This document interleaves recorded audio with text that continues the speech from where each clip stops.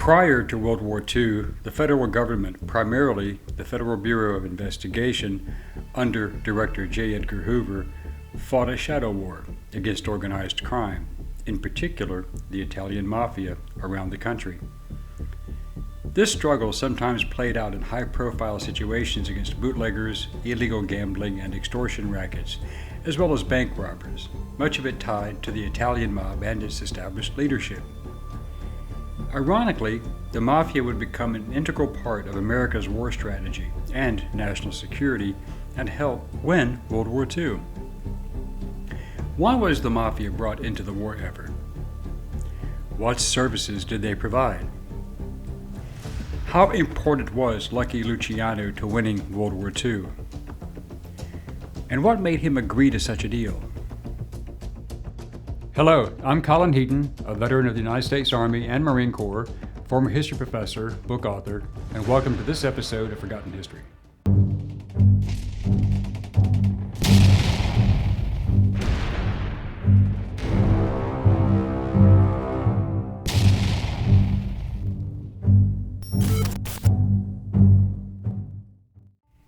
In 1931, the five families were organized by Salvatore Maranzano in New York City.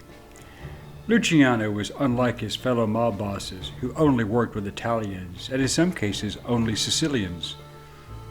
Luciano would work with anyone if it was good business, including Joseph Kennedy Sr., and the Irish mob during Prohibition, and the Jewish mob, whose primary leader was his childhood friend, Meyer Lansky, and his friend Benjamin Bugsy Siegel. Luciano wanted to modernize and create a national crime syndicate combining the resources of the Italian, Jewish, and Irish mobs.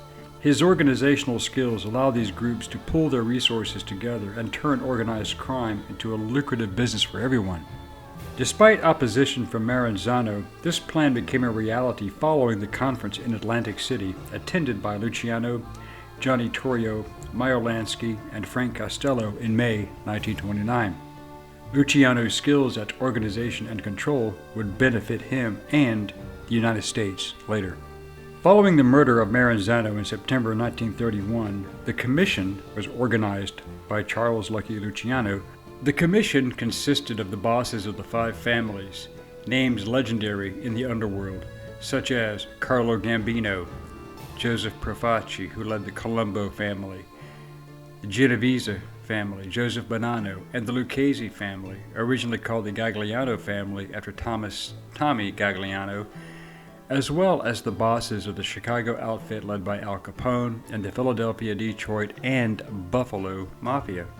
In 1936, Luciano was tried and convicted for running illegal gambling, extortion, bookmaking, loan sharking, drug trafficking, prostitution, and other corrupt businesses by District Attorney Thomas E. Dewey, and he was sentenced to 30 to 50 years in prison. If he somehow lived out his sentence, he was to be deported back to Sicily. However, Luciano's mob controlled the longshoremen who worked the docks in not just New York, but also handled the unloading and offloading of ships in every major port in the nation. Luciano's mob controlled the Manhattan waterfront, garbage collection, construction, the garment district businesses, and interstate trucking. All of these organizations had powerful mob-controlled unions. Luciano's legal appeals continued until October 10, 1938, when the U.S. Supreme Court refused to hear his case. Luciano, who had been incarcerated at the Sing Sing Correctional Facility in Ossining, New York, until he was moved to Clinton Correctional Facility in Dannemora. This relocation was to remove him from all contact with the mob, and Luciano officially stepped down as family boss, and Frank Costello formally replaced him. But this was merely for optics, as Luciano was still in command even from prison, and Costello, his trusted associate, was his most trusted capo, issuing his orders. After the U.S. entered World War II, the government and the military struck a secret deal with the imprisoned Luciano. In 1942, the Office of Naval Intelligence was concerned about German and Italian agents entering the country through the New York waterfront. 33 German agents had just been sentenced to more than 300 years in prison by a Brooklyn court in just the month of January 1942 alone. There was also great concern about potential sabotage to war supplies and ships following the sinking of the SS Normandy in New York City's Pier 88 on February 9, 1942. It was well known that German spies were in New York, possibly passing on shipping information. The Normandy, a French luxury ship constructed in 1931, had been interned with her crew when the war broke out in Europe. Despite no concrete evidence of sabotage that caused the fire, the alert had been sounded. The U.S. military, knowing that the Mafia controlled the waterfront, created a situation that prompted the U.S. Navy to contact Lansky about a deal with Luciano. The Secretary of the Navy, Frank Knox, spoke with President Franklin D. Roosevelt about the security concern, so this agreement was settled at the highest level. To facilitate negotiations, Luciano was transferred to Great Meadow Correctional Facility in Comstock, New York, which was much closer to New York City, allowing him to have more direct contact. The German U-boat fleets had been waging a relentless campaign against transatlantic shipping since the war in Europe began, and this effort only accelerated once America entered the war. Indeed, German U-boats operating off the American East Coast saw 59 merchant ships totaling 276,795 tons sunk in January 1942 alone. In March of that same year, they sank 95 ships, weighing in at 534,064 tons. This was what the Germans called the happy time. It was believed that German and Italian-born Americans working in the area were supplying the information on ship departures and cargoes. The mob was to locate these informants and report back to the Navy, FBI, as well as the New York City Police. Meyer Lansky's crews provided naval intelligence with names, strangers were followed, and information submitted. The mob was not to take direct action, just submit information. In fact, following this agreement, several German spies were actually captured operating in New York as a result. In 1943, the Allied planned Operation Husky, the invasion of Sicily under German occupation, was commencing. Once again, Luciano and the mob were called upon, as they all had family there, and Mussolini had launched a ruthless pogrom against the Mafia starting in the 1920s that forced many mobsters to come to the United States. In fact, Winston Churchill appealed to Roosevelt to use Italian Americans, especially those with Sicilian connections, as intelligence operatives prior to the invasion.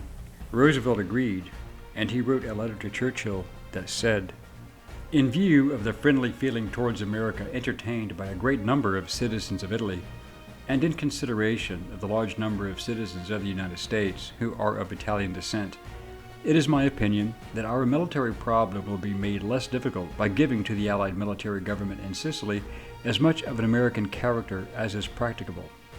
The Office of Strategic Services, or OSS, began recruiting Americans who spoke not only Italian, but also the various dialects in Sicily, and especially those who were Sicilian-born and had family there. This was more than an undercover counterinsurgency and intelligence-gathering operation. It was pure propaganda genius. With Vito Genovese as the acting boss, passing along Luciano's orders, another deal was made. Meyer Lansky then placed U.S. intelligence in contact with these valuable assets who had these connections, and landing sites and airborne drop zones were selected as a result of the locations and provided by the locals. Native-born or American Sicilian OSS operatives were parachuted in, and they organized the resistance movements, gathered intelligence on German troops, strengths, and positions, conducted sabotage, and assisted as 160,000 Allied troops knifed through the country with the local assistance.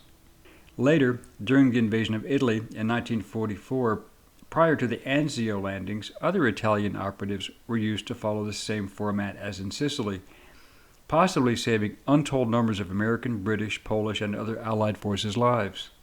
This was especially true as Lieutenant General Mark Clark's Fifth Army raced towards Rome, taking the Eternal City on June 5, 1944. In 1946, for his wartime cooperation, Luciano's sentence was commuted on the condition that he be deported to Italy. Luciano died in Naples, Italy on January 26, 1962, and his body was permitted to be transported back to the United States for burial. Thank you for watching Forgotten History. Please click like, subscribe, and share. Send us comments and show ideas, and we will get back to you as soon as possible. Until next time.